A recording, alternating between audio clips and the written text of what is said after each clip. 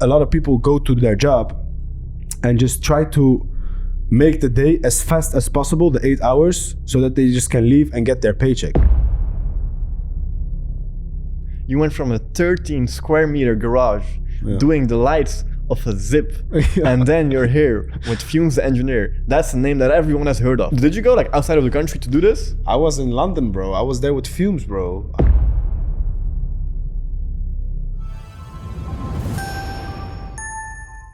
Instead of dragging yourself out of bed today, hating life, and putting that bad attitude through the week with you, try reminding yourself of how grateful you are to have work and how lucky you are to be alive. Life has a funny way of giving grateful people even more things to be grateful for. Kursat, this is the book Happy 60 Millionaire by Stephen Bartlett.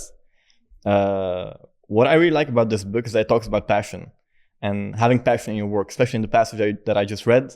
They talk about being grateful for what you do. You've been doing what you have been doing for a long time.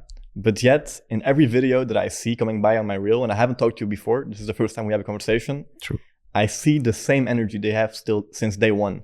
I'll be following you for a long time. We come from the same neighborhood. And I always, like with my friends, when we were looking through cars, my friend bought a new car. He just bought his first Mercedes. He was like, bro, like that was always a conversation. And I really admire that. Like I'm not very much into cars, but I like the entrepreneurial spirit. And I like just to observe, and I see the same energy, video after video after video, and it's always the same. You're talking about a belt, you're talking about the interior of a car, you're talking about a star roof, you're talking about a scooter. It's always going to be the same energy. Yeah. And you have done all the projects, and yet in every project you have the same energy, and that's something I really admire. Yeah. So I'm going to give this book to you after the podcast. Nice. That was a strong little paragraph you read there. Yeah, and you're gonna read more paragraph in this book that you can strongly relate to, just from the way you live your life and the way you manage your business. Nice. Thanks. But of course, people see the success now, and they see the Tiffany blue and the Hermes orange interiors. But just for people to get a better idea of the timeline and the way you built all of this, because you built an empire in this space. Bring us back to the first job, the first thing that sparked this. And I'm not talking about cards, but like even before that, because the entrepreneurial side of things. Correct. Yeah. The entrepreneurial side, it really started like from a young age, because let's say about 12, 13, I started realizing that getting a job and working was not really my thing, because I did it a few times when I was like that age. And why, you may ask why? Because it's I did not believe in money, like that you do something and you get money rewarded for it 12 times in a year, and you have to work this, like the mainstream media. I never believed them from a young age already. Like I was busy with what am I gonna do? What is the path for me, you know? And of course we are Muslims, so we don't really stress about it, but there is like this question mark in our head. And then at around 16, I decided that I was not going to do school anymore, because they, you know, for the people that's outside of Holland listening now, we have like, you know, in HAVO, where you have like this packages you have to do, and then you have to, according to this package, do something in this. Yeah, my package was not the things I just wanted to do. I wanted to do mechatronica, or like you did, bouwkunde, or like a technical thing, and they did not let me. So I decided this is not my way of doing things, because you have to do another year, 4 years of school, and then another thing. I started working at 18 at a pizza shop, you know, just with the scooter going around. And then after 1 year, I started with the packages, the TNT. And there I was doing a great job. And for people that don't know, TNT is like a package, just FedEx, UPS, every one of those things in the bus. You're just driving with the packages. And there was like this great opportunity to have my own bus and my own neighborhood.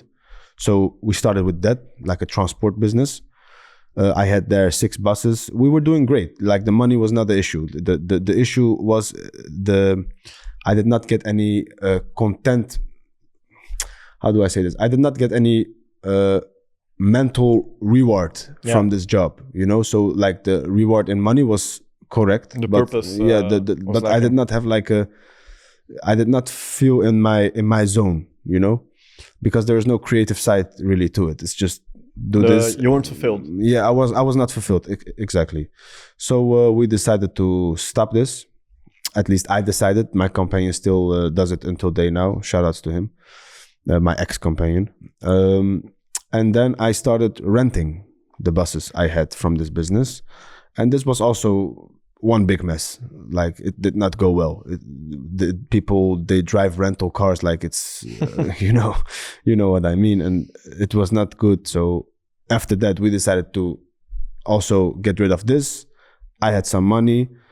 And I was talking to this guy in Turkey, in Istanbul. He was making like these steering wheels. Like, I was following him from a long time because we grew up with scooters, cars. You know, I see he was doing something different, like making like a nice steering wheel. And also, I already had something for steering wheel because you like the one thing in the car that you hold on to the whole time is the steering wheel. So I saw a little bit of a gap in the market in Holland with the steering wheels.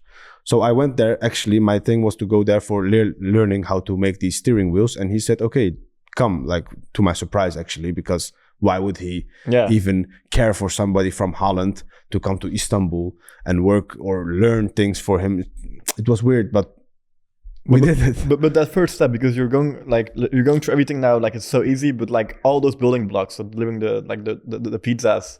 Then starting your own business in transport, which is not easy because there's so many doing that already. Then you get your own neighborhoods. Like, these are all big achievements.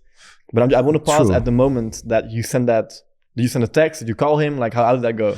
Bro, I just saw him doing these things, and I, like you said, I texted him like in Turkish, you know, because I thought in Turkish maybe he would like relate more or something. I was coming with a story like, I'm from Holland and we are, you know, we are brothers. We are brothers. Like, you have to help me in this. I'm not gonna be taking away your clients because I'm all the way over here. Maybe we can do business. Like, I was making it a little bit sweet for him to also respond, you know. Yeah. And he just said yes, just come, bro. And as he said yes, I just booked the ticket. I called my mom. Nobody else I called really, because it don't matter. I just called my mom. I said, look, this and this. And she said, okay. Like, she said okay to everything in my life. So big shout outs to moms. And like this, the story Istanbul began, bro. And we were there. When I came, when I look back at it now, it's a crazy story. But in the moment, I was not experiencing it crazy. I was just very determined and like, this is what's gonna happen. There is no plan B. No, like, I did not have another plan. This was what is gonna happen, and we stick with the plan and not with our mood. And that's what came about this this whole KBG movement, because there I learned a lot about interior customization. This is a whole world. You know, maybe you guys don't see it, but it's big. In Turkey especially, right? In Turkey, it's another level, because all the VIP. I step into a regular cab and like starlights in the cab. Yes, always. This is small business for them. They made their. I saw work projects there that's out of the mind, bro. Like the campers, they make douche, like the shower cabins inside. Sheikhs coming from Qatar, brother, it's crazy there. Yeah, really. There is in Turkey, you have in Istanbul, İstoç Otomerkez. This is one of the biggest in Europe. It's 1,500 car shops in one big site. So everything with cars just happens there. In Europe, it's like one of the biggest car places in Europe.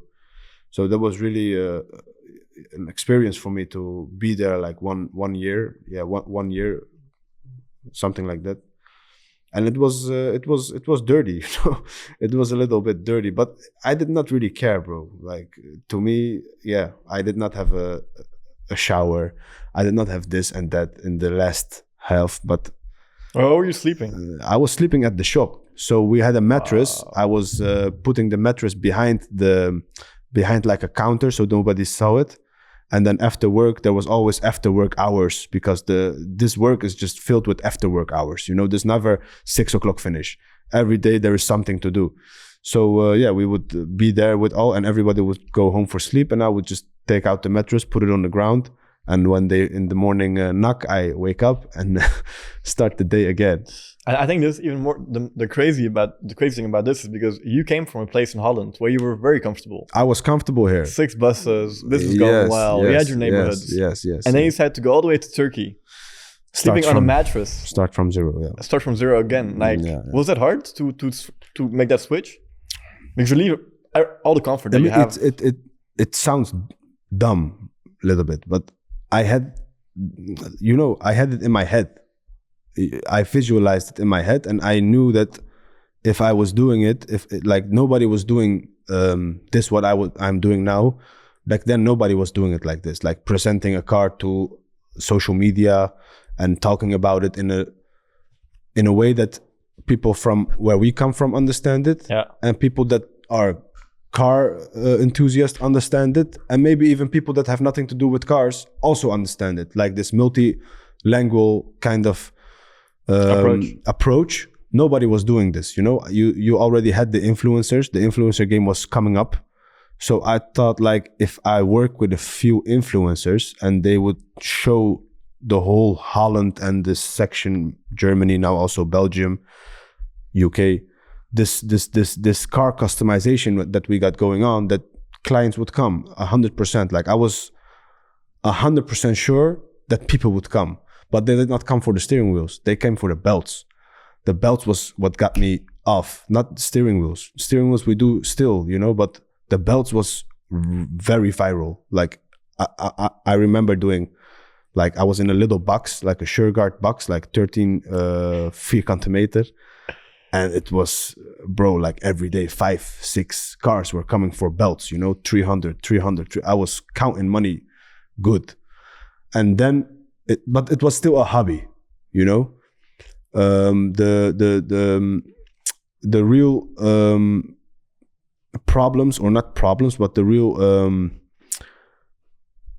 how can I say, when I turned it into a business, that's where the obstacles. Yes, that's where the obstacles, that's where the like, you have people that you don't, you know them for your whole life, but your ways separate because of the views you have are different, all these things, like the entrepreneurial problems, came when I made the hobby a business. That's when I also started looking into business, because I did not like business people at first. I was just, I'm always admired by people who don't follow the book. So you do something and you just do your own thing, but I did not like corporate, because I was working in transport, and transport is like one of the most corporate businesses out there. You have to be on time. Everything is scheduled, systems. I did not like that at first. So also with this business, I was going for projects. You just give me your project. I'll call you when it's done. I do it on my own tempo. That's what I was going for. Later, I really find my own way in doing business and being corporate, but not as corporate as the ones I disliked, Before we move to like the everything in Holland, because that's the whole chapter in itself, you're still in Turkey. You went over, like, I'm sleeping in a mattress, and now I'm doing like G-Wagons here, like so fast. Like, so much happened. What was your day-to-day looking in Turkey? Like, when you were there, like in those first days, you come there, like, here's your mattress, figure it out. What do you do in a day-to-day? Are you working on the cars, or can you just look? My day-to-day there was, basically in the beginning, I was just like, the first week was a little bit like he was not doing too much. He just talked with me. Like, we did not do anything. He just said to me, you're going to be here, and I don't know how long you will be here, maybe a few years, maybe a few months. But we were looking into doing business together, because he saw also an opportunity in working with someone from Holland. It can also be good for him, because I don't know if you know, but Turkey have like a economical crisis right now. If you get euros in Turkey now, you are doing great. So that's what maybe triggered him also. And in the first week, we only talked about this. And then the second week, he realized I had to learn things and do things. But in Turkey, there is like this, you have this... hierarchy, the hierarchy, you have to start at the bottom. So in the beginning, it was just chai. Like the whole time I was bringing these guys drinks, you know, everybody. Just the whole time I was going up and down, going up and down, going up and down, bringing these guys tea. Then after that, I said to him, like, I'm not here for bringing tea, you know? And he realized, like, oh yeah, he's not like he have to learn something. Yeah, this is what, and then, basically he told me, like, I'm not going to learn you. You have to learn for yourself, you know? And he is right. You know, whatever you're going to do there, you have to do it yourself. And we are working here. You are here. Make your time worth. So I was trying things, you know. I broke a lot of his stuff also. I messed up in the beginning a lot. You know, he did not have any trust in me. But after a few months, we started, I really started learning how to do these things, you know, like the steering wheels, the belts, everything I understood. And then we moved on to even more complex things, you know, what he was doing. He had also rep. Yeah, he did everything with cars, bro. So there is a lot to learn in this business. For me, it was only important to learn the basic so I can start in Holland. You know, that was for me but if I stayed there 4 or 5 years, I would learn more, you know, but. What was no one doing this in Holland before? What was what? Was no one doing this in Holland before? Because you went all the way to... No. I never saw before, like, we're talking 2018 now. Brother, I never saw somebody doing this, like a colored belt or a custom Alcantara wheel or star roof or ambient. Nobody was doing this, you know. I never saw it. Maybe Germany, you know, because Germany is like bigger with cars. But in Holland, no, bro, no. And still now, to the day of today, I don't see anybody really doing it like the volume we are putting out. Yeah, I don't see it anywhere in the Netherlands. No. But that was the reason. That was the great gap in the market why we did this. You know, like this. And you stuck to the vision because you took a step back. Yeah. To then, because then you had your like, okay, this is going to become successful. We're going to make this work. I'll like work with the mattress and bring the chai for a year. Yeah. And you learned a lot from that period.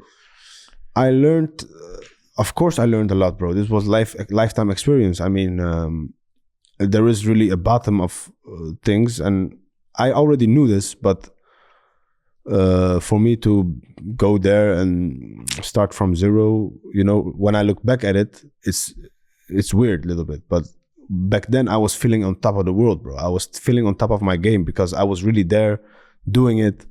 The vision was still so strong that I did not care about the environment. I liked it, actually.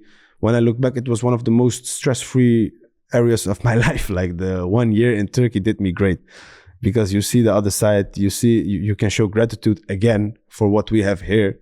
A lot of people don't realize this. And it was a great experience. Made some great friends that I still talk to today. And whenever I go to Turkey, Istanbul, it's a great vibe. I like it. I love it.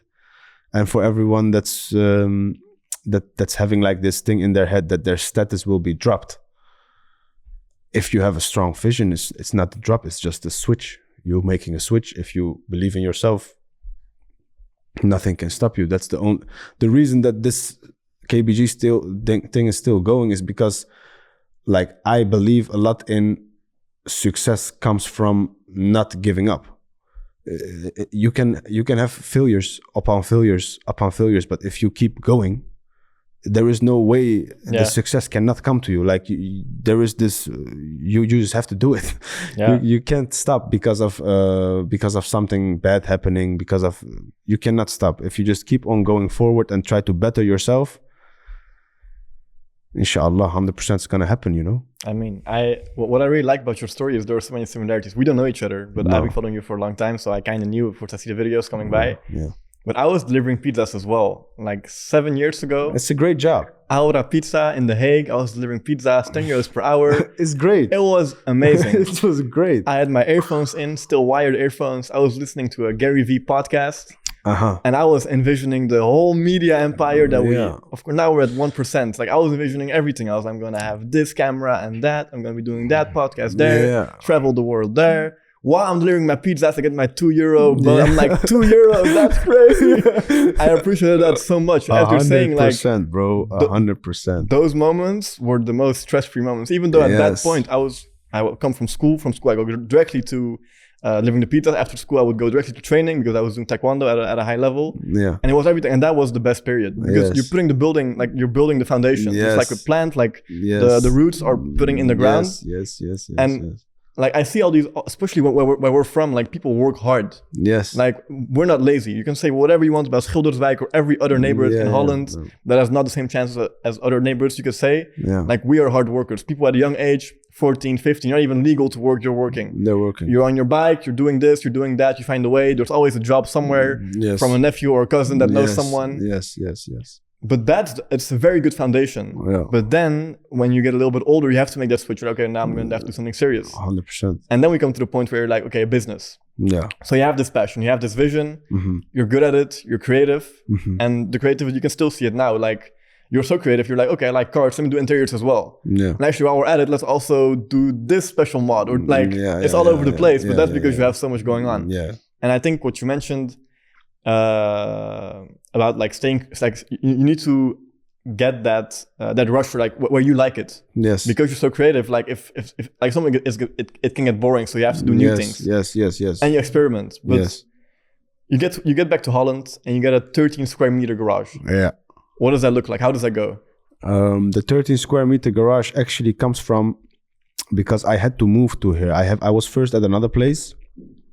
I was at a pretty big garage first. I rent, and I know this guy is my friend, but I was there. I was renting like from him a little compartment of this whole building, and I started there because the plan was to stay there and make this bigger, but it little bit switched because the guy, he saw that a lot of clients coming in for me, like there's this small section and everybody coming for me. Like he was losing I don't want to say the control, but he was losing a little bit of like the vision, what he had planned. Maybe, I don't know, I don't want to speak for some, and he just told me like from a brother to brother, look, get your own place, and you know, we are still brothers, but get your own place because we have to separate this, you know. And this is for him a business move, you know. A lot of people would do this, what he did, because if it became bigger there, then he would maybe have, you know. Of course. So we got this little place, and it was great, man. The small place was great. The rent was 200 euros. That was my cost. I was living with my mom, so I had no costs at all. We just went through ripping these cars, man. We were doing a lot of cars there in this small place. I was there maybe 2 years, like 1.5 years I was there. And then we decided that we needed to, you know, have something bigger, you know, where a car can go in. Cars could not go inside. You know? For how long were you doing this? For how long was this working? This was working like I said, 1 year, 1.5 years, something like that. At least 1 year. 1 year it was in the box. I was in the box. We were doing great in the box, bro. It was beautiful, man. I still, if you scroll long enough down to my Instagram, that's why I never removed any posts. You can see the road from the begin to the end. You see the first post in like 2019, and you can see where it started, what the box was like, and then we moved to Gezelstraat 24. This was like, I had place for 3 cars inside. I had the upper place with like an office. So now we started really becoming something, you know. Like, I would not say a business because it was still just coming in cars and going cars. No real like business things going on, just working on cars. But there we realized that this could be something. You know? Let's do some University of the Streets. Mm-hmm. Because let's talk about business principles. Mm-hmm. I see a lot of people that have a lot of ideas. People come in here often, they're like, yeah, Younes, I have this idea, that idea. Especially people from our neighborhood, you know, like they're we're very always creative. Something idea, but never the work to put in. What is a business? What is a business? I mean, there's so many different approaches to a business. Like, I don't even know what to say, bro. For me, a business, what I learned from my past, business is like making money. Let's put it like this: making money. Simple. Yeah, but money loves speed. Money likes like with speed. I mean, money likes Yeah, what can I say about this, bro? It's like speed. When you have an idea, you have to do it. You have to have the obstacles right away. You have to get through some things, even things that you don't like, because in the first place you really liked the business, but now you're thinking, I don't really like it. But you have to skip through that because there is like a light at the end of the tunnel, you know? And if you delay it, in your head you make all these things like, yeah, maybe it was not for me. Excuses. Maybe this is not the way. Maybe something great will happen. Maybe another door, if one door closes, another door will open, you know. But if you just go through it quick, then you will see that also money will react to it, you know, because the speed, the velocity that in business is very important, you know. Also the people I work with, I skipped a lot of people because they always say I do this and we're gonna do this but no real snap through action, you know. That's what in my head, this is like real business, because you cannot approach business as a normal job, you know. I see a lot of people going to their job and they're not trying to be the best at it. When I was going through this TNT things, I was trying to be the best at delivering packages, as corny as it sounds. I was really trying to get the 100% score. I still have it at my home. Like I had this, they gave me and they made a picture with me, like this 100% score of everything on time. And I was trying to be the best, and they saw this and gave me opportunities afterwards, you know? And a lot of people go to their job and just try to make the day as fast as possible, the 8 hours, so that they just can leave and get their paycheck. But the 8 hours you have at your job, you have to really show them that you are what they are looking for. And that's also like, because a lot of people don't start at a young age from entrepreneurship. They start like after 30. Yeah. But the people that start after 30 most of the times are the people that really are professionals at their job, you know, and they really take it serious.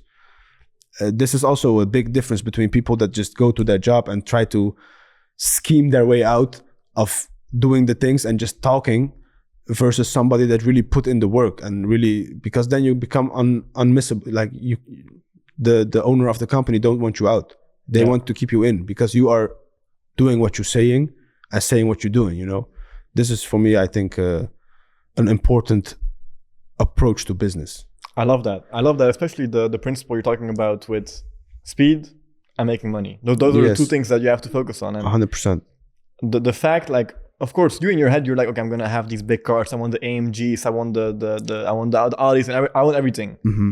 But of course, you can wait, and then you're gonna watch on Funda Business. So you watch till the perfect garage comes free. Yes. Like those are excuses that I hear often. Like, yeah, I'm still waiting for the right place.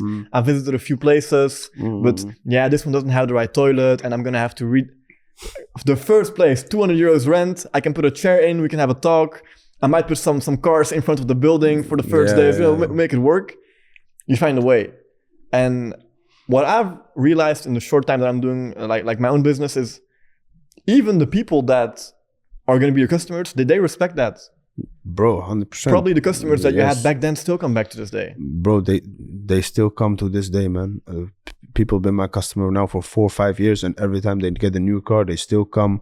They still laugh with me. They still talk. They also talk to me about, you know, back then when you were there. For me, it's like time has gone by so fast. Like I do not realize, like I'm in this bubble, and I am, like you said earlier, I am like in the 1% still. Like I have like these visions and big dreams, but for them to see like in a four-year period that we gone from this box to like a big place, is for them like something they see it as like, okay, this guy is serious, you know, he know what he does, and they still come, and like day one, we're still the same, nothing changed. We're still the same peoples, you know. And the people that work with me, also something very important I want to touch on. The people that work with me from day one, they still work with me, you know. There has not been a change of like, in this business, you have a lot of people coming in and out. Of course, there are some people that come in and out, but the people that are like true to themselves and really have, I really made a bond with, they are still there, and we still make it work, man. Like we have great relationships with the team, you know. Let's talk about team building, because that in business is also something very important. It's the most important, maybe, bro. Like in the beginning, I was really friends with them. Like when somebody worked for me, I would also hang around with them. Like we would go afterwards to eat. We would go to each other's houses. We would do all these things. And people always said to me that it don't work like that. But that be the people that don't have a business, you know.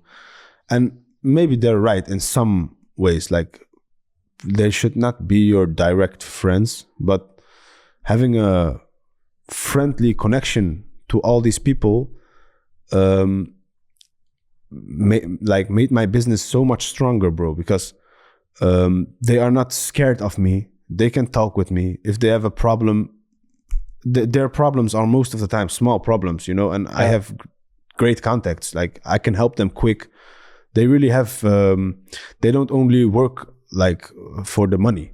This is the big difference. They really have a heart for the business. You know, if something go wrong, everybody is on it. Like it's not like in the, you know, in the big companies, like let's say Albert Heijn, where something happens, bro, who nobody cares, bro. Like, but if at our place something happens, everybody is, you see really like they don't like it, you know. If and I trust them 100%. Of course there is a business side to it, and of course there are some issues sometimes, but everything is just, when you just talk with a respect to someone, you will get out of it, you know. It's no problem. So that's why my approach, I still believe in my approach. I'm not like in Turkey like a boss patron, you know, something like this, but they know when it's serious, but they know for the rest of the time we're just chill, you know, just do your job. We know what we expect from each other. This is what I see as like the team building, and everybody want to work with us, you know. I think you're gonna attract what you are. Yeah. Like if you're a very positive person and you are quick on the problem solving, yes, and you see an issue and you solve it, and you're not scared to make your own hands dirty, because I think till this day, I saw yesterday in the weekend, you're in the office, in the garage, like you're there. It's not like you come in, hey guys, good morning, is the car done, this and that. No.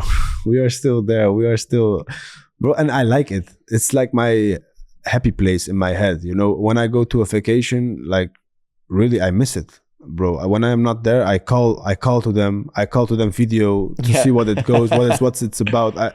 When I am there, I feel safe. I feel like this is my family, you know. We are every day, like these guys are spending more time with me on the job than with their families at home, you know. So the respect for this also from my side to them, they feel this, you know, and they feel that they are, how can I say this? They feel that they count, you know. They matter for me and for the business and for everything. They matter, and this feeling also keeps this got some special magic to it, because it gives the people a drive. You know, this is important for me, I think. And I think especially in your work, it's all about the details, bro, and 100%. And they also are all about the details, because from the get-go, it was all about being the best. You know, if you just be the best at it, then but it don't matter if that guy have a million investor behind them, like somebody that put millions. It don't matter, bro. Everybody can do what they like. If you are just working on yourself and staying in your own lane and bettering your own foundation and work, this is the way to approach it. I don't like looking at others and being too much busy with what other people or business are doing. I'm just busy in my own lane, and I'm trying to better myself. Like I look at myself for reflection, not at someone else for reflection. You know, this is what a great quote I read is like, at the bottom people are still busy with around them, like, oh, what are the other companies doing? Yes. But at the top, people are cooperating. Bro, 100%. I think like one of your last posts was like a collaborative post with another car company, and yes, like you just push each other. Like, bro, there's enough cake for everyone. There is enough cake for everyone, bro. It's never like, I never believed in the concurrency. Yeah, the English word did not come in, but I never believed in this concept of you know, taking each other's clients, because also from our religious belief, we believe in risk from Allah. Like, it don't matter what you do, bro. If you just wake up early, do the work that you are supposed to do, and are like delaying for the last few periods that you know yourself, because this is what really the problem is. You know what you have to do, but you're just delaying it and say, tomorrow I do it, next week I do it. Oh, I have an excuse that I can switch and I don't have to do it anymore. I can do something else. You're just constantly looking for excuses. And now the problem is with our people that they see the excuses as energy.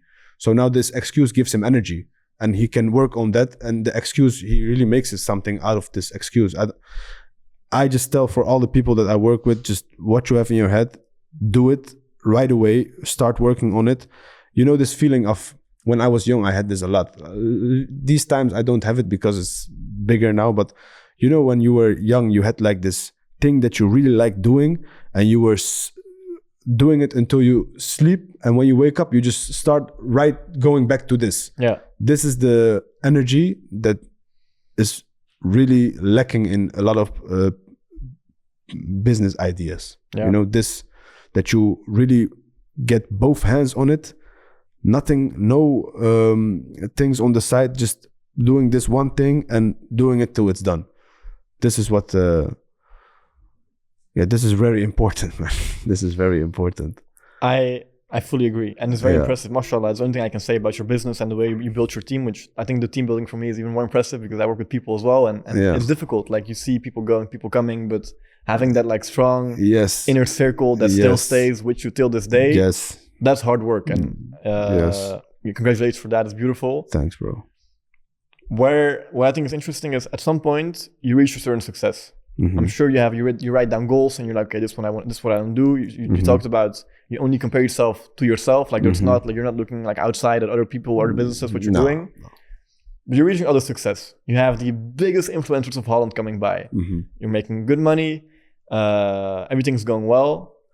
How do you stay motivated? How do you not get complacent?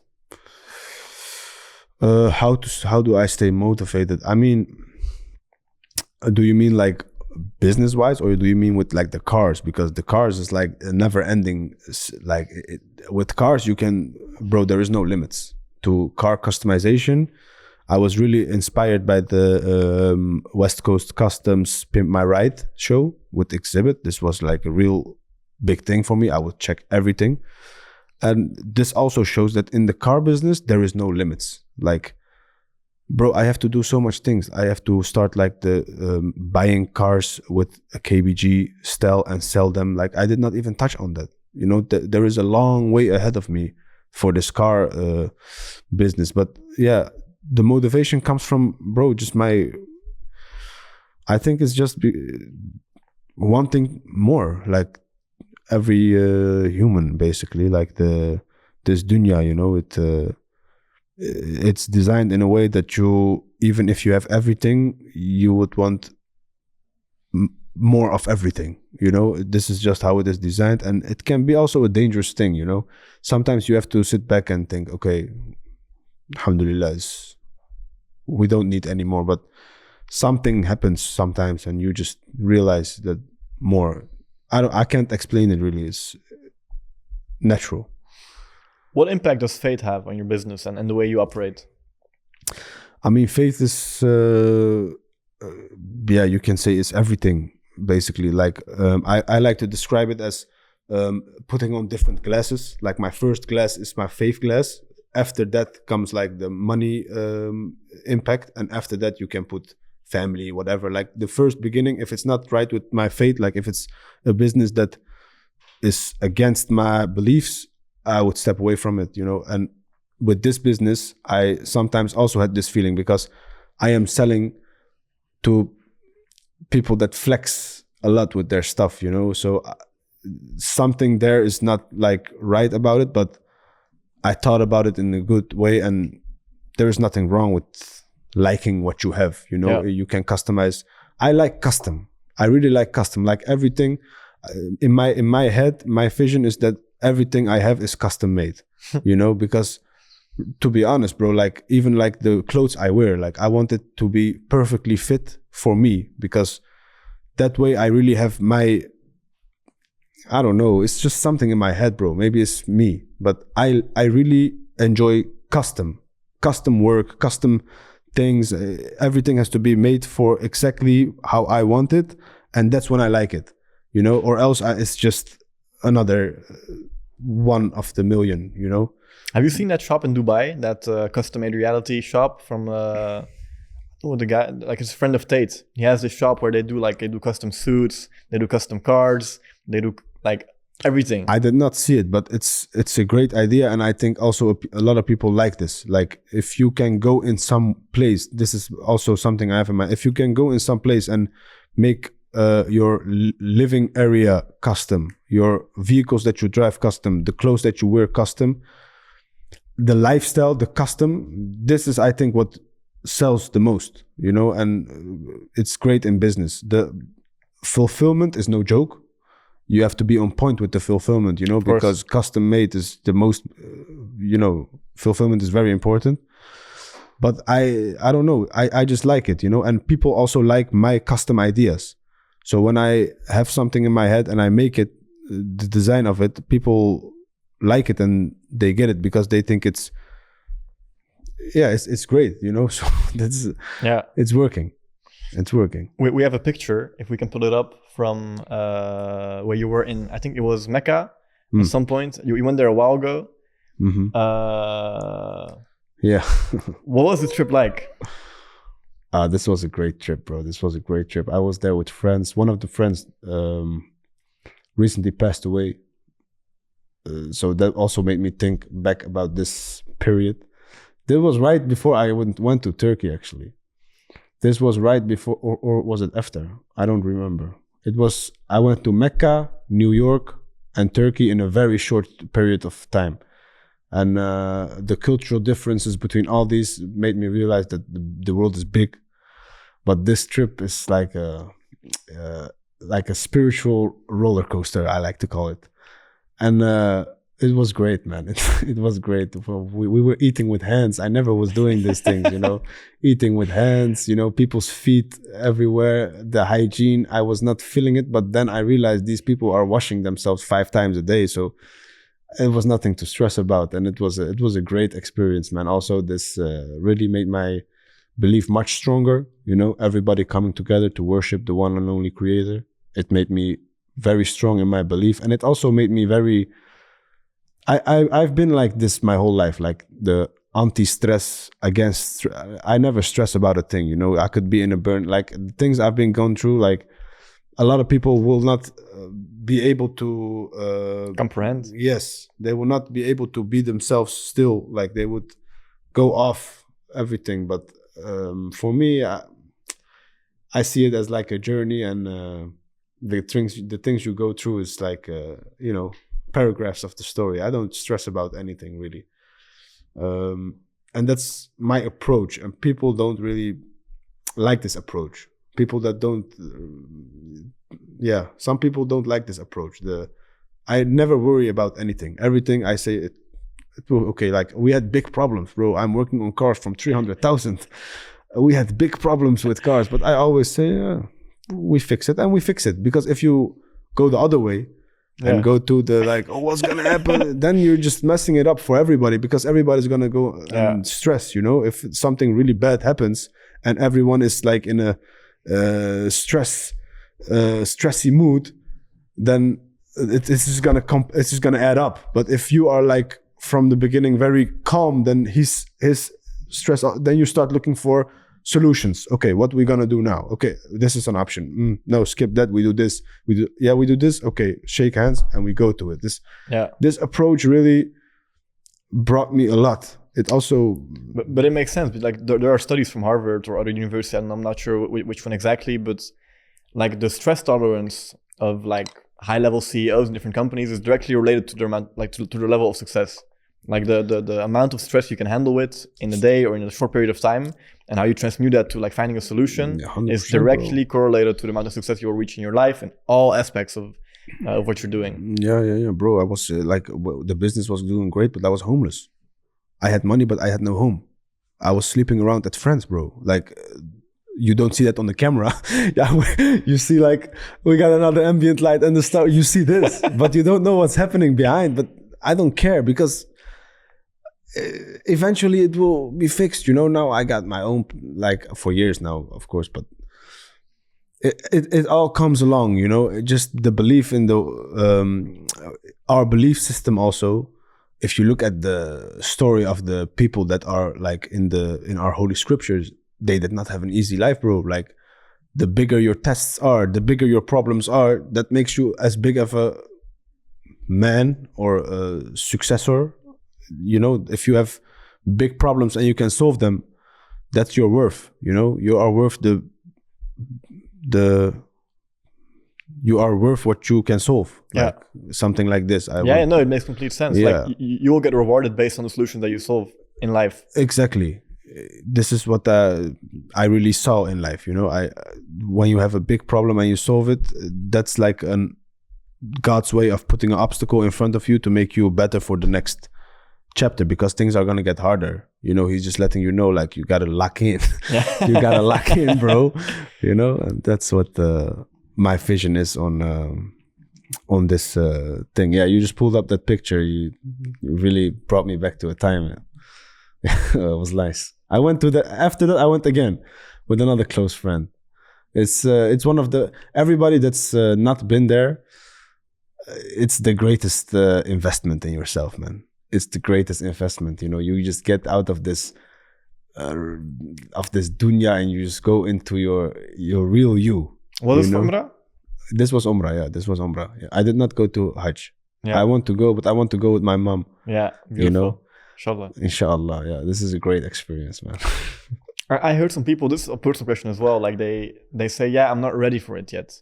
Bro, you are ready when you are there, bro. You are ready. I was not, like, my lifestyle I lived, and still I have those temptations. I mean, nobody is perfect, but you are ready until you are there. This is with everything, I think, also. Like, you cannot get ready for something like really, like these events, you cannot get ready for these events. Like, what you gonna do? Pray 5 times and stay in the mosque the whole day to get ready? I don't know. I don't believe it. When you are there, you just get the direct, you have a direct reaction to everything you do. Like, you wake up there, you go there, everybody praying, bro, like 1-2 days and you're fully in. Yeah. You're fully in. And then when you go, you just, every time you being reminded, like once in a while, you're reminded of, this place, this great place. But yeah, you have to do it now, because also I think in a few years they're gonna make it a little bit harder to get there, man. This Mecca Medina trip that we are doing now so easy, I think in a few years there's things gonna happen. You know, it's not looking good for those places, because there's a lot of changes happening. Also, yeah, there's a lot of changes happening, and you just have to go there now so that you did it. And yeah, go there now, man. Thank you for the advice. Go there now, bro. Go there now. Yeah, crazy time. I'm happy that we have the picture. It's like we found this on like an old social, like it's hard to find things, because like at some point before 2019 there's nothing about you. Like, it's just like from the business. You have like we have a car, and then right before we also found this, we found like a post with like a scooter. We have it here as well. Yeah. The scooter post. This was bro. Look at this, man. This is dirty. This is just dirty, bro. Yeah, but it shows the growth of the content also, man. It showed, like, back when I was posting this, I would say, yeah, these are some nice pictures. But when I look at this now, it's just dirty. Like the background is, yeah. But it's, you know, the nice thing about this is that you can go to my page and still see this. You know, but that's what people value, the journey, right? The journey. You see this. When is this? what's 2020? 21 March. Yeah. Okay. Like this, roughly like 4.5 years, like let's say 5. Yeah, a lot have changed. If you go to the post, a lot have changed if you look at this. But it's nice, right? It's nice. It shows the growth. This is everything. Yeah, it shows growth. Look at this, man. It's a zip, man. It's a zip, bro. It's smoked out lights, bro. What? It's smoked out lights. Yeah, man. This is what customization. Yeah, this is what really started everything, bro. Like these small adjustments, and then bigger and bigger and greater and more. And I have people now working at my place that are like experienced 30 years. Like I am that age, you know. They have this experience, so they see that there is a vision. They believe in it, and they are working with me. So I'm grateful for those persons. I'm grateful for those moments. I'm actually grateful for everything, man. The times we have been through with this, with these peoples, is some great times, man. Yeah, and then we fast forward, we go to Fumes the engineer. Yeah. That's crazy.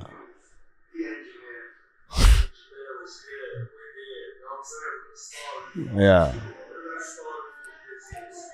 But look at the star roof also. The star roof is crazy. The star roof is going crazy. Yeah, man. That's crazy. I mean, like we're gonna put the video in the podcast, but Yeah. like what we see here is in 4.5 years, you went from a 13 square meter garage doing the lights of a zip, and then you're here with Fumes the engineer. That's a name that everyone has heard of. If you know it or you don't, you've heard it somewhere in the beginning of a track. And you're here, and you're not even in, like, did you go like outside of the country to do this? I was in London, bro. I was there with Fumes, bro. I was there, bro. Yeah. You're overseas. Yeah, I'm overseas with the bro. That trip was like, when I look back at it, it was nobody would do that, man. Nobody would go because what we did, like he really liked my work, you know, but he did not. You know how these peoples are, you know. They don't want to. They just want to get it fixed. Like come here and fix it, bro. And I said to him, bro, I don't want to come there and work 3 days on your car. Like, bring your car here.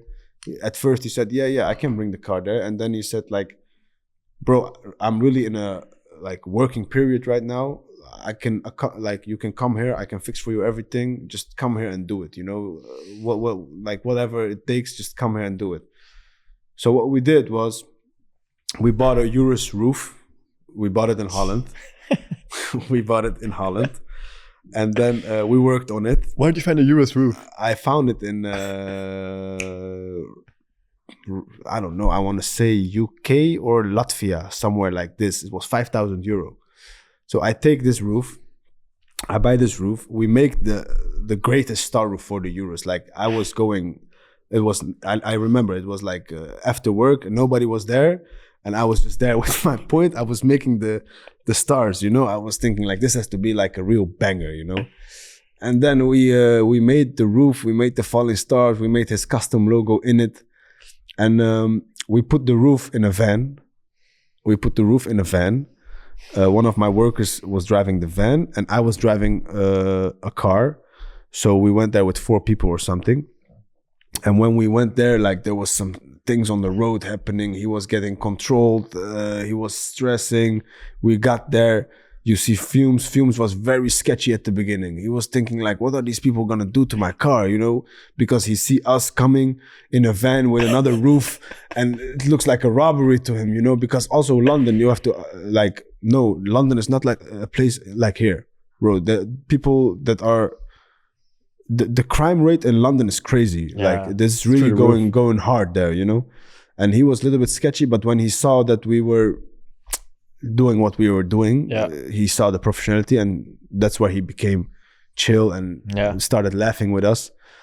And then we cleared it. Like we made a roof. It was nighttime when we finished it, like 2 or 3 o'clock in the night. He was just finishing off a session, and he was coming downstairs, and he was.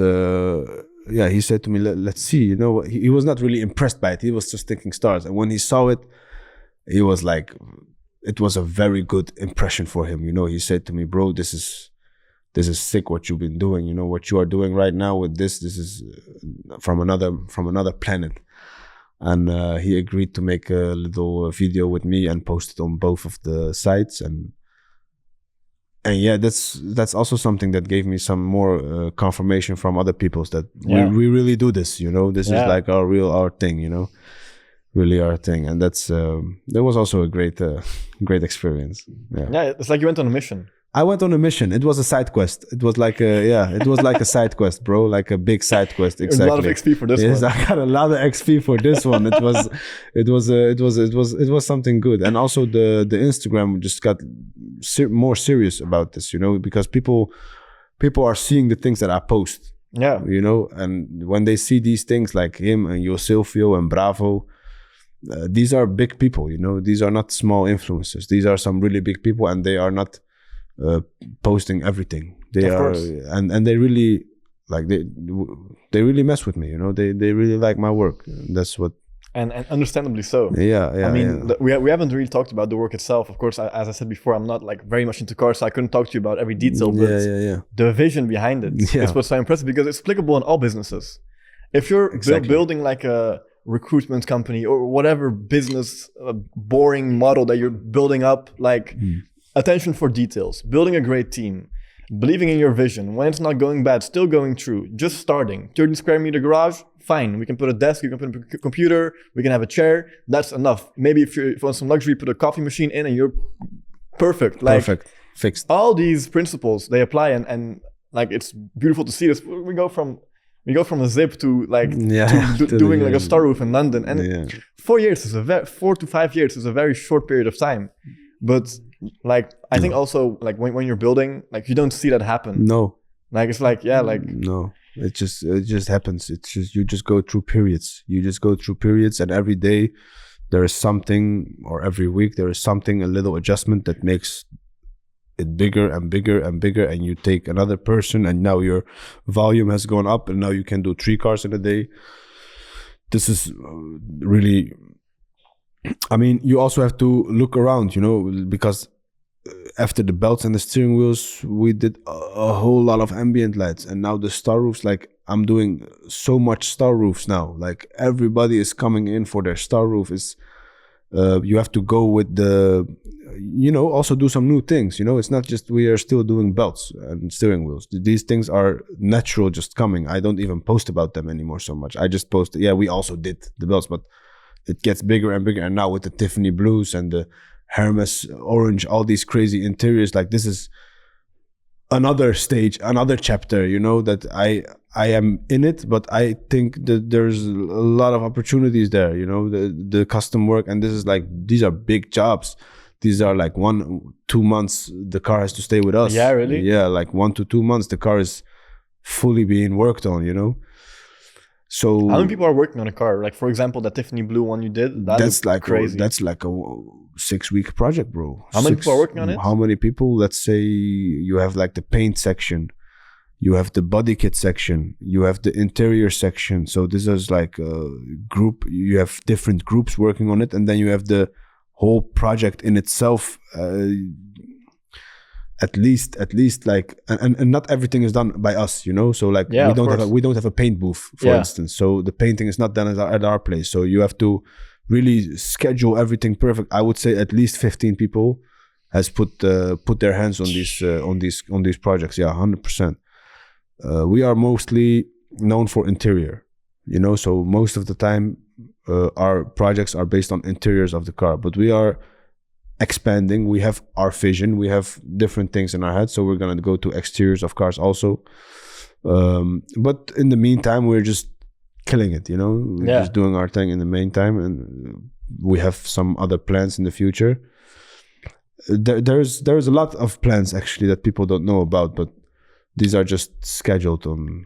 Something I really loved, at some point you had an interview in the AD. You mentioned at the beginning, you were like, yeah, we did an AD here, this and that. Like, that's big. For people from where we come from, being in the AD is big. It's so big, yeah. First of all, that's amazing. But then in the video you say, so we focus on customization. And you're like, we don't do repairs, we don't do like oil changes. But I can imagine, like, when people come with their car, like, so by the way, like, I have this that needs to be fixed. Can you look at it? Mm-hmm. But being so like stubborn on your vision, like, no, we do this, we're good at this, and you stick to it. Yeah, I think that's also like in business you have to focus, right? Like, especially I'm sure people that do the things in the cars, they know all those things, like those small repairs, this and that. Of course, it's like nothing, it's easy for them, but it's easy. Like focusing on one thing, becoming the best at it. Yes, that's where it's at. Yeah, customize it. Also, one big brother of mine, like great friend and great second opinion, big SO Rasfan. He also said to me one time, or he had like this quote or something, bro, and it stuck with me so much. He said something like, follow your plan and not your mood. And it was like, it was a little bit harsh how it came, but how it was like in this quote, how it looked a little bit harsh, but it's so much truthfulness in this. Like, follow your plan and not your mood. Bro, nobody cares if you are happy or if you are sad, or if you don't feel like it, or if your elbow hurts, it's all nonsense. Nobody cares about it, especially if you're a man. Nobody cares about this. It's discipline. Even if you don't want to do it, you do it because it was scheduled like this. It don't matter how you're feeling about it. We are not women, you know. We as men, we are not based on emotions. What we do is not based on emotions. Oh, I am happy, so I do this now, or oh, I am sad, so I'm not gonna do this now. It's not. It don't work like this. You have a plan. Stick to the plan. Leave your emotions out of it. Because nobody really cares about your emotions. I think where it gets dangerous is that like people see like, yeah, if I don't do it today, it's fine. I'll do it tomorrow. But it's years down the road. Yes. Where all those times that you were like, no, I'm gonna push through. Like screw it. Like of course my elbow hurts, or my wife got mad at me. We have a fight, this or that, and still doing the work, like staying in the garage till 1, 2 a.m. to get that car done, because maybe like tomorrow a new client comes and you're gonna have to like reject him because you're still working on that new car, or you're gonna have to make false promises. Yeah. Every day sticking to that principle of I said something, so I'm gonna do it. Like only like 2, 3, 4, 10 years down the road, you're gonna see the effects of that. Yes, bro. And I see a lot of people, also my friends from way back, they still have this mindset of, I'll do it. I'll do it. And maybe it's not the right timing for them. I don't know. But I know if they really want to do it, like if you have a really, really strong will to do something, you will do it. So if you see people around you that say they will do it and they don't do it, it's just because they don't. I think it's a lack of motivation and discipline, really. Like, I would even go further to say it's self-respect. Like, it's also something, like you say something you're gonna do, but you don't do it. So now what's the problem is you're making it, you're being so nice to yourself that you can skip it. Like you're being so fluffy to yourself. It's dangerous. It's dangerous. You have to be a little bit harder on yourself, and that's also what we can relate back to our belief system. Because to be honest, bro, like Fajr is not easy. It's not easy to pray Fajr. Why would someone in the middle of the night wake up and wash themselves? And we know why, but it's hard.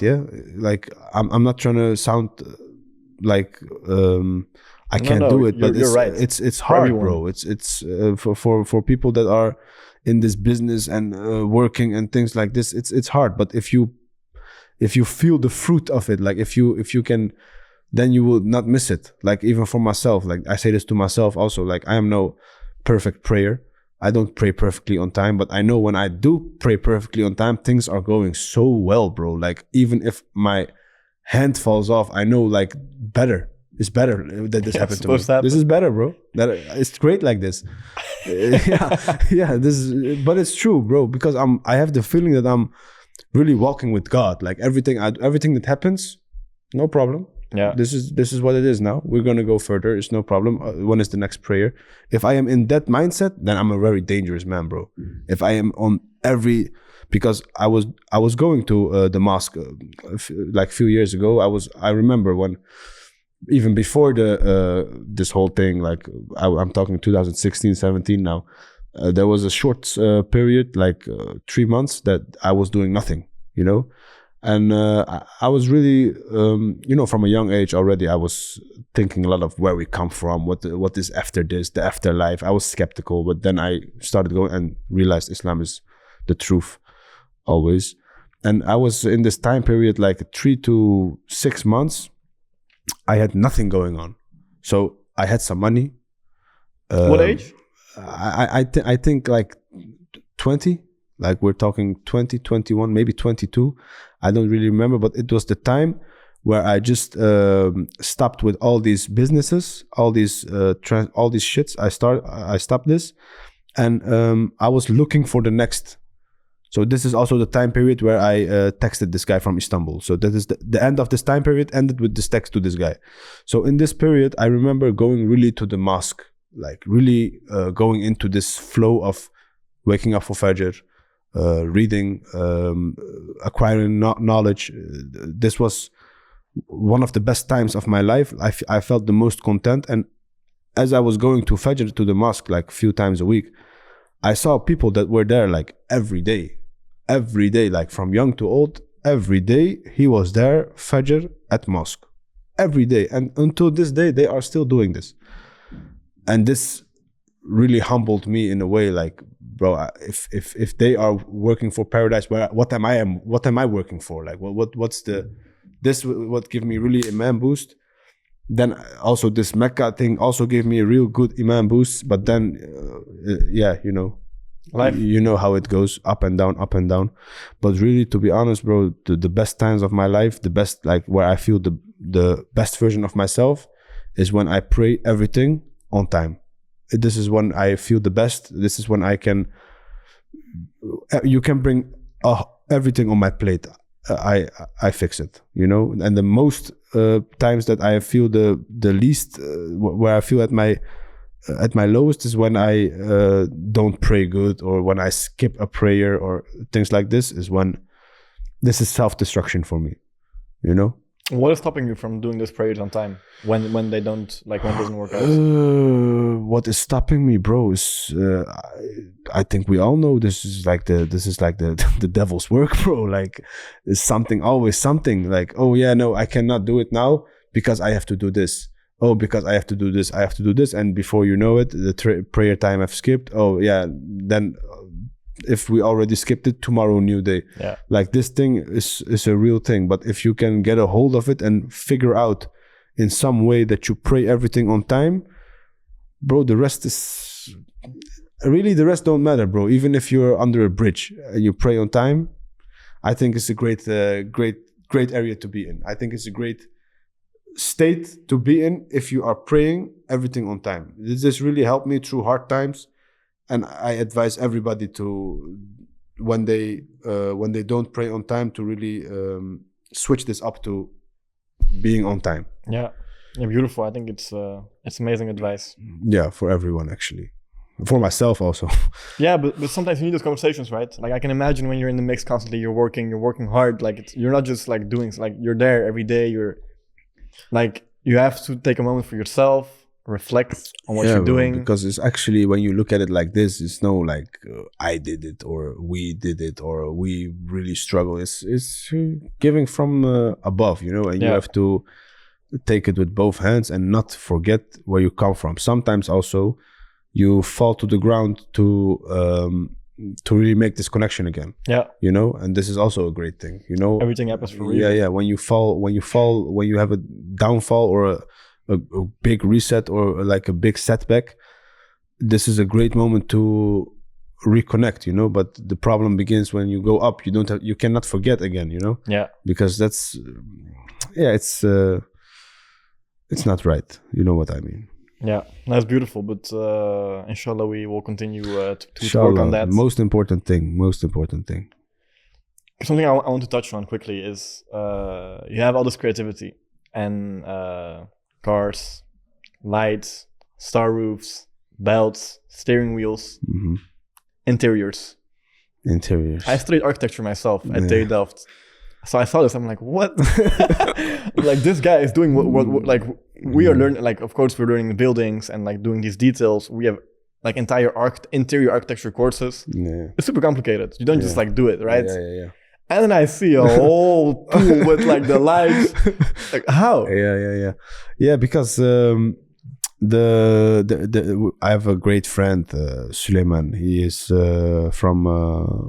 he's from Palestine. He came here like 7 years ago. Great guy, and he is like interior. He also did what you did, I think, bouwkunde on Universiteit.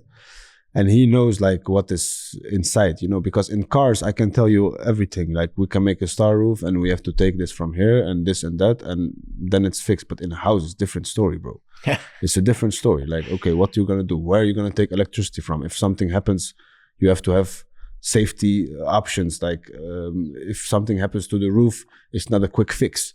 You know, in cars, it's quick fix. I can fix everything in cars, but in houses, it's different. And so the combination, the cross work of me and this guy just made it made it explode, you know. And I had a lot of people really interested in this, but it's expensive work, you know. People think maybe it's like €1,000, €2,000. You have starroof in your cinema room. It's not like this. These are big projects, and we worked on these projects maybe 2 weeks, 3 weeks per project, you know, every day, just people working, making the skeleton first, and then after that you have to make the right material for putting the stars in. After that you have to put the stars in. It's layers. It's a whole project, bro. Like, it's not like a car, you know. But yeah, we really want to, especially in 2025, you will see more of us growing from the car industry also to the house industry. And we are really excited about this. Amazing. I think especially for yourself, like, you're so creative, so sparking your creativity and still having all these like impulses where you can still stay creative. I think it's important because you keep developing as well. Yes, of course, bro. And you will deliberately put yourself in the situations where you're like, oh shit, we have a problem. Yes. But you want that. Yes. Because if the €300,000 G-Wagon is not a problem, then we need to find a new one. This is what keeps you alive also. This is what keeps you, you know, you have to have some question marks before you go to sleep, you know. You have to have it, because that's what's gonna, next day you're gonna wake up and think, oh, and you're gonna call some people and you're gonna get some second opinions from people that matter to you, and you will fix it, you know, because these problems really make you grow, man. I really like when I have like these problems. Those are luxury problems, bro. We have luxury problems, you know. A real problem would be if you you know, if your house is like bombed or something. This is a real problem. 100%. But our problems are luxury problems. So I like those problems, and I don't look at problems in a wrong way. You know, I don't look at it in a wrong way. It's the big, like we said earlier, the bigger the problem you fix is the more you're worth. Yeah, I mean, there's so much we can touch on. We're gonna wrap up slowly but surely. Yeah. For young entrepreneurs listening, of course, we talked about all the principles, and I think just from those, like, they can draw a lot of lessons from. For the young guy that's in his bedroom now, he's in that period that you were in, 3 months, not doing anything, not on his prayers, not on his work. He's looking at vacatures, but he's like, no, I'm too good for that. What should he do? Or what should she do? I mean, the most important thing for me was what is for me something that I can do for a long time without getting bored, and finding out what drives me, you know. So really found out who you are. Like, sometimes I ask people, like, what is something that like really gives you power and really gives you the courage to move. Like, what is this? And most of the people don't know what this is. They would say money or some dumb things like this, or having a family. And these are great. I mean, yeah, we like money and we like having, this is like common knowledge, universal. bro. Yeah, it's universal. But something that really makes you different from the environment or from the rest. Like, what is this? Like, what is your drive? What you really like? And if you know this, then you are like at 90%. Because if you know this, then the only thing you have to do is make a plan and stick to it and just do it. You know, you have this great, back then I was taking it as a joke, but you have like this guy, he was saying like, just do it. You know this guy? Who is with the green screen, I know exactly what you mean. Just do it. I was taking it was a joke, bro. I was laughing at this. But when I looked at it at a later age, I completely understood what he means, bro. And this is really the key thing. Like, just do it, what you have in your head, bro. Make a plan and do it, and don't talk about it too much. Because if you talk about doing it so much to people, then in my experience, something happens in your brain that feels like you already done it. But I was gonna say, you get like those dopamine of people around you, like, that's amazing. You have to do this. This is perfect. No, don't keep it quiet. Stay low key. Work on yourself. Go to the gym. Like, I'm not like in perfect shape, but I would advise everybody to. And would go to the gym. I mean, do something physical, like a physical impulse, like a physical exercise. Yeah. Do that every day in the week. and this will also help your brains like cool off. Create endorphins and all those things. Like there's science to this. This is important in my opinion, and for everyone also this spiritual connection is also something that really helped me along the way. So for me it was figuring out who I am really, and like in the deeper meaning, not like I am Kürşat, no. Figuring out who I am, building a good spiritual connection, and having some physical exercise. These three things, and according to these three things, figure out what the vision is and what the plan is, and start working on this, man, bro. It's actually really simple. It's not too hard. It's not rocket science, but you also have to figure out if you really want it. You know, if you don't want it, it's also good. You know, we gotta have people that also are not like. Not everybody is an entrepreneur, bro. Like it's so stressful. It's actually not that good of a life to live. You know, it's full with stress. They asked the most wealthy man. I think it was someone from these New York, Wall like Street, the Rockefeller guys. Some of these guys, and he was the first billionaire or the first 100 billionaire. And they asked him, what have you learned from this? He said, I would not do it again. He said himself, the most wealthy man, he said, I would not do it again. Like it's so much stress and everything for what? The 100 billion, what you got from it? Nothing. He say, this is not worth it at all. So don't let money fool you. Just be who you are. And don't look around. Be yourself. Make your plan for yourself and just go to it, man. Just work to it. I think we can talk a lot more, but I want people to remember that, because that's a summary of everything we talked about. Sums it up. It sums it up. Sums everything up. It sums it up. Before we end, I do want to do a little quick fire questions. It's more lighthearted. Let's start. So you just answer with one answer and quickly. Just one answer. Cars or interiors? Again? Cars or interiors?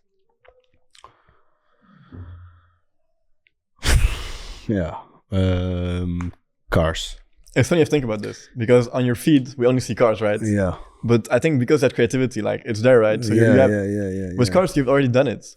I think I can imagine you see these like luxury mansions passing by in Dubai and like all around the world, and you're like, what I can do in that house is next level. But I would think if I was earlier, I was really like making horses nice or something like this. I really like the way that you carry yourself to some place, like this really in the beginner stages of my life. I really like this. So cars, I think I would pick cars over houses. But hey, I mean, houses is also a big like thing of me. I really like houses, man. You can combine them. I'm you're gonna see like. But for now, I would say cars, bro. Tiffany blue or Hermes orange? Tiffany. Loud workshop or quiet workshop? Depends on the day. Saturday loud. Saturday loud. Monday quiet. Loud work. Star roof or ambient light? For me, I would say star roof. Solo work or team projects? Team projects is what I like the most. Morning creativity or late night ideas? You gotta turn the late night ideas into the morning creativity. I mean, it's a combination. It's a combination, bro. But I like late night ideas. This is what I like it. Heavy workload or light schedule? Heavy workload. Classic cars or modern cars? Classic. Yeah, I want to say classic because it's now everything is becoming like hybrid. And with modern, do you mean like modern 2015? No, do you mean like, modern 2024? I didn't think about these questions very well. Yeah, but like because this is a big, like the car game is moving on so quick. So for modern 2024, bro, the cars are getting out of hand. But classic for me is like just car with a nice engine, with a nice sleek interior. The classical approach I like the most. Risk taking or playing it safe? Risk taking, 100%. Of course. Yeah. Luxury style or minimalist approach? Again? Luxury style or minimalist approach? Again, depends on the mood, depends on what you're feeling like. Sometimes you want to rock it out with the crazy everything. The Dubai. Yeah, you want to go crazy everything. But like, yeah, now as I'm getting older, I also like minimalistic and sleek. The word I'm describing is sleek design, sleek. Yeah, it depends on my mood, brother. Depends on my mood. Short-term wins or long-term goals? Both. Hand in hand? And 100%. Both. Creative chaos or structured routine? Bro, I am in creative chaos all the time of my life, but I am trying to go to like a structured way. But yeah, for me, what has worked is creative chaos. But I would like to switch it up at some point, like going to a to be real structured. I think is where it's at. I think, like, of course, you probably thought about this yourself, but the thing that you did when you went to Turkey to make that switch, that's creative and it's chaotic. Yeah, and it's I know. No, I'm talking about the lesson you learned from that, because like there you went and you learned something. Yeah. Like if now you would want to turn like what you're doing now into like more structure and more like according to the rules, you'd probably have to go like intern another 6 months, bring chai to a crazy big auto company that's doing what you're doing, but on like a higher scale, maybe in like in US or companies like that where it's already very big. Yeah, I'm sure you can learn so much from that. 100% you can learn from it, but the creative chaos, it's not about that, like the people around you. Yeah, sometimes in creative chaos, you don't keep your appointments as it should go, you know, and people around you can be very on their appointments. And then you're just basically disrespecting them, bro. Yeah. You know, because they know that you don't mean to harm them. But for people that are very structured and you are like this, then sometimes you disrespect each other without, you know, that's where I draw the line, you know, because it's sometimes you have creative chaos and it's great for solution skills, but the structure, you can learn from it a lot. You know, you can if you can have a structured business, then basically what you can do is have 100 businesses, bro, because there's all structures and have systems, you know. Creative chaos, you can only do one. If you do too much, then bro, blasting these is gonna be on you. But I think what's even harder is when you have all this creativity, like you want to be part of all the projects. Like I see you in the house, but then you're also in the G-Wagon, but then you're also in the Golf. Yes. And then you're also in the UK to do a video. Yeah. I think like for you, the art of like delegating tasks, like that should be so hard because like you know how you want it. Yes, exactly. But then taking people also in your story, like I am great at taking someone through a door, like not like really physical, but like in the head, you know, like we're gonna do this and really making it something for them, like, oh, okay, yeah, we're gonna do this, you know. And this is, I think, also one of my skills, man, really inspiring people to move a certain way and also for them to see positive results out of it. Yeah, that just gives them the extra, oh, this guy, he know what he's talking about. This is also one of my skills that I recently discovered that I'm great at, like putting someone through a positive change or a direction, you know. This is also some skill that should be worked on, man. It's a great skill to have. Thousands of years ago, you've been a captain on a ship, because then they were like, yeah, we're gonna explore this country, we don't know what it's called yet, but we're gonna go there. Come on. We're gonna go exactly there, and then I would go there and make friends there. Yeah, this is my people like me quick, you know, because I am a down-to-earth guy, you know. I don't have like this shield around me. It's just what you see me, you can directly talk to me. I make people feel comfortable in a second. I break the ice very quick, and I think this is something this is a good trait to have, you know, a good characteristic to have, you know, to make 100%. People you know, smile at you as quick is good. It's good. I like it. That's one of my skills I would really say help me along the way.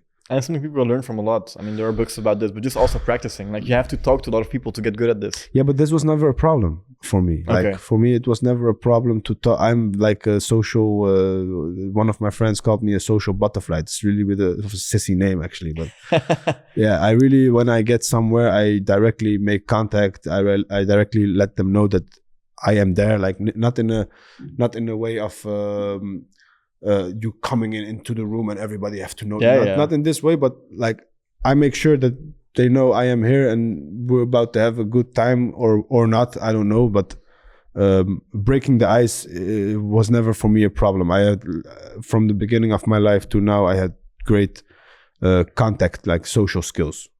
This was never a problem for someone to talk to, even if they hate me from the beginning. Like I am in Westland. The Westland is one of the most racially places, like the most racist places in the whole Holland. But yeah, it's no problem. I am there. Yeah, and the people like me. AD Westland came to me. Yeah. You know, they are their heads are not really falling in line with what we believe in. You know, but they like me, and this has never been a problem for me. That's great. And there's always, when you're talking to someone, like you can find similarities, and you have to look for those, and then you can build from that. And then you have a conversation. Yes, and then, like, yes, and just stay true. Don't. I never liked the idea of portraying yourself in a way for someone to like you. I never believed in that. You know, if they like you for who you are, and if they don't like you, then they don't like you. It's simple, you know, no problems. Cool. So the last question we always ask on the Success Show is, I would say it makes sense. It would be, what does success mean to you? I think we already touched it, and all the answers that you gave during the podcast lead to that, but we have to ask it. Success means for me, like I said, for me, being successful is being a God-fearing man, and really making the best version of yourself. I think that it's not even money. Of course, money comes and goes, and we would like to have some money for ourselves, you know. But really, for me, success is being a God-fearing man with all its tasks so the prayers and everything, the seeking knowledge, and yeah, actually, we can keep it at that, bro. Because from there, you go into everything. Go into everything. You know, if you just keep that, I think then you have the real success. I think, yeah. Thank you for this conversation. No, thanks, man. Thank you for this great opportunity to talk what's on our hearts. Yeah, I'm happy we did it in English as well, because like I read back then, like I think it was an article that said you did HAVO and your favorite subjects were math and English. I was like, perfect. Yeah. Because English, bro, from a young age, I started like playing all these games, you know, RuneScape. Everything was English. Movies was English. I don't know, actually. People ask me how you speak English, but I think everyone, it's a universal language, you know. And I think also everybody that's not like, if you can't speak English, I think you're putting yourself in a prison. Because English is a great way to connect, man. It has done a lot for me, man. You asked me also at the beginning of the podcast. You said like, why English? Yeah, I asked you because I understand why, actually, but like I would understand that someone from America is it's hard for someone to come here. Yeah. Like and yeah, who is gonna talk English here? I was thinking like this, but there is enough people that talk English. And your vision has to be like big. Like Holland is so small. Like if you wanna, what you're doing with like, if you wanna do like fumes and stuff, like if you're just speaking Dutch, like it's not gonna happen. It's not gonna happen. I want to talk with Joe Rogan. I want to have like I want to have Alex Pereira on the show. We have to.